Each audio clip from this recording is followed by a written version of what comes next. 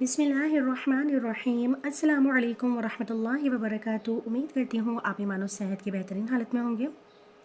پارہ نمبر 28 سورۃ المجادلہ، آیت نمبر 2 میں ایک ڈیفیکلٹ ورڈ ہے جس کو پڑھنے میں اکثر لوگوں کو دشواری کا سامنا کرنا پڑتا ہے اور یہ کنفیوژن ہوتی ہے کہ ہم نے کون سے لیٹر کو کس کے ساتھ ملانا ہے۔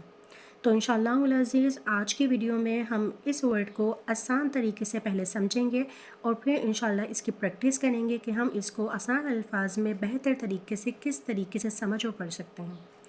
انشاءاللہ العزیز اسٹارٹ کریں گے۔ ان امہاتہم الا اللائی ولدنہم۔ تو سب سے پہلے ہم اس ورڈ کی ہجے کریں گے، یعنی کہ اس کی جوڑ کریں گے۔ حمزہ لام زیر ال، لام لام زبر لل۔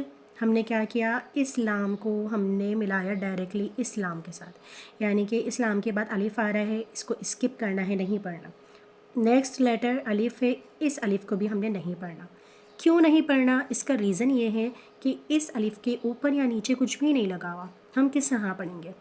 تو نہیں پڑھیں گے، صرف یہ لکھنے میں آیا ہوا ہے۔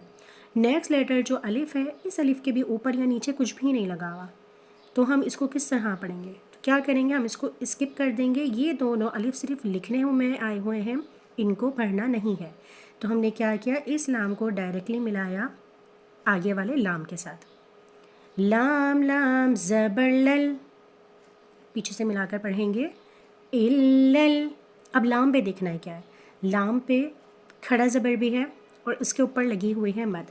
اس مد کے بارے میں آپ کو اپنی پچھلی ویڈیوز میں بتا چکی ہوں کہ اس مد کو ہم بڑی مد کہتے ہیں، اس کا نام ہوتا ہے مد متصل، اور جس لیٹر کے اوپر بھی یہ مد آ جاتی ہے اس کو ہم نے تقریباً 4 الف کے برابر کھینچ کر پڑھنا ہوتا ہے۔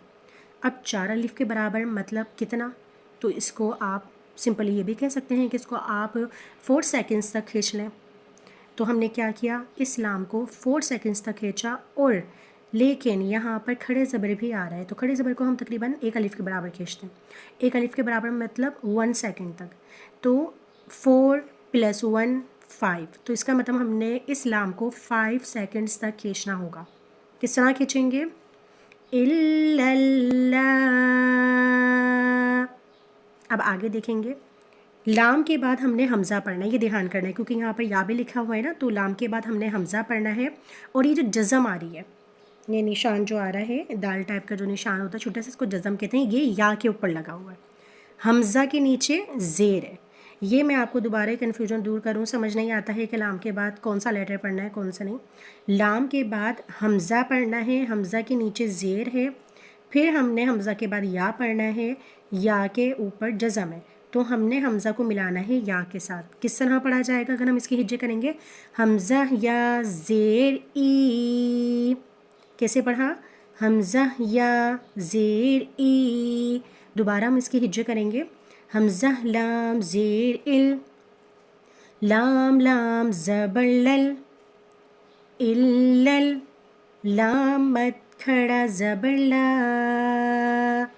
الل، حمزہ یا زیر ای، الل، اس طرح اس کو ہم نے پڑھنا ہے۔ دوبارہ میں آپ کو بتاؤں گی، الل،